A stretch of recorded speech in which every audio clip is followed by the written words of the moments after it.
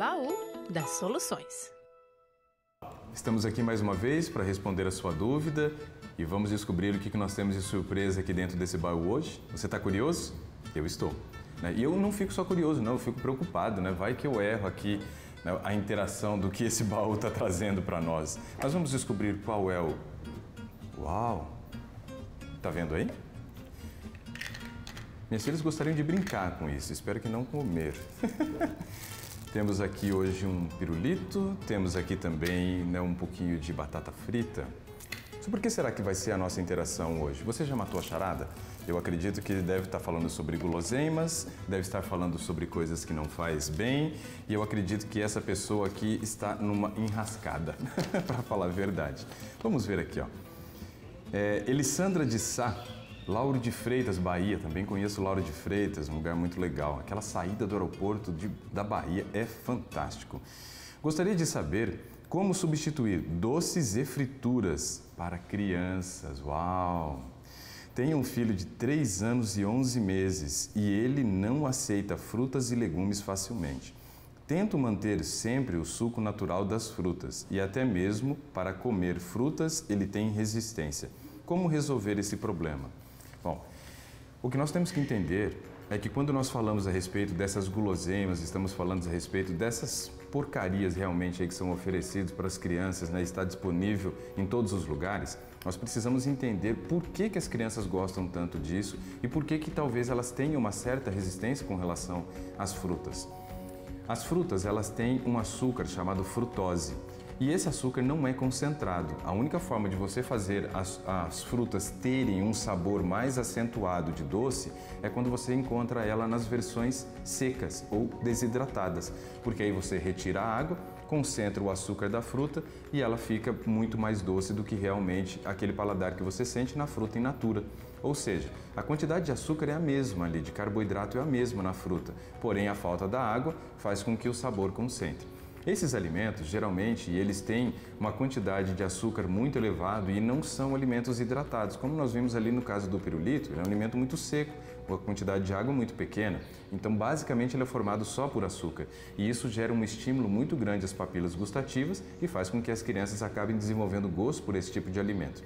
Além disso, precisamos lembrar que o açúcar e a gordura, ali no caso da batata frita, eles agem no nosso cérebro, principalmente numa região específica chamada de receptores D2, onde aumenta a produção de dopamina, que é o hormônio do prazer. Ou seja, esses alimentos, eles geram muito prazer e esse prazer acaba viciando. Então hoje nós encontramos uma boa parte das crianças que comem esses alimentos já escrava desse tipo de alimento. O que nós precisamos fazer agora para tentar reverter esse quadro? Primeira coisa, tentar conscientizar essa criança do porquê não comprar mais esse tipo de alimento.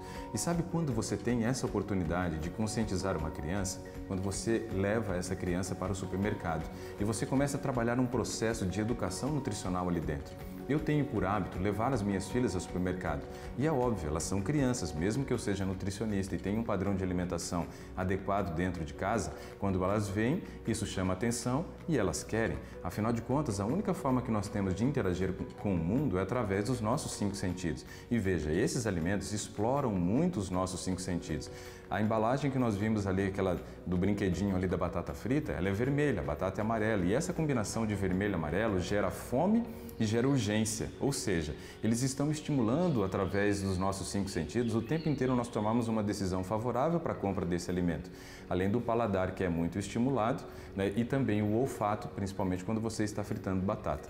Então tudo isso faz com que a criança tenha uma propensão a querer o produto, porém, se os pais levarem as crianças para o supermercado e trabalharem com esse aspecto da educação nutricional ali dentro, você tem uma chance única de iniciar um processo de conscientização.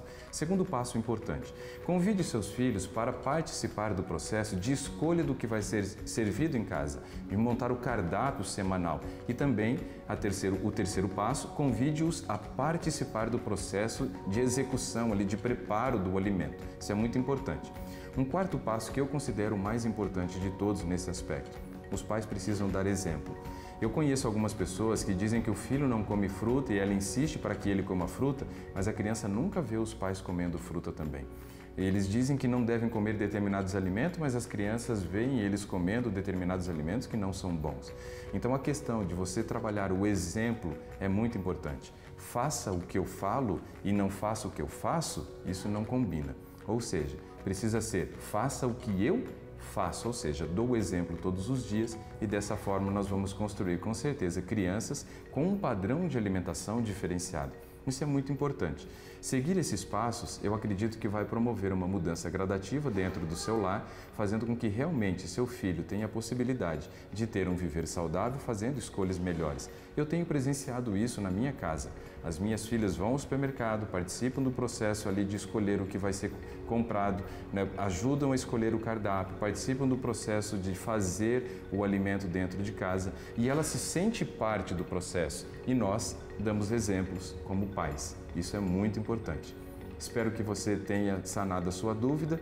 Um grande abraço e vamos aguardar agora o nosso próximo encontro para tirar mais uma dúvida que vai estar aqui dentro desse baú.